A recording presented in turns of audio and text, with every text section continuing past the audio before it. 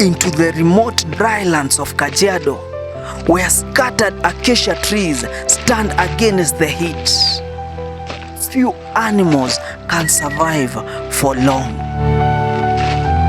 But hidden among the bushes lives a giant, the Kori Bustard, one of the heaviest flying birds on earth, weighing nearly 19 kilograms.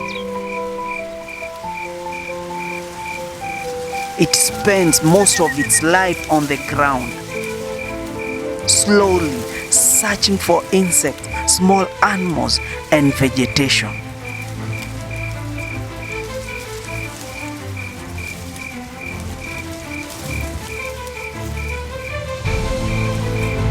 But when danger comes, its massive body faces almost impossible task: to fly.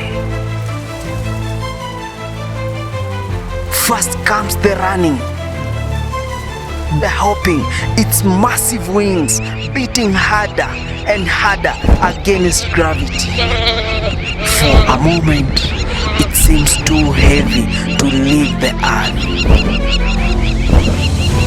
But suddenly, the jet lifts into the air and disappears into the endless skies of Africa.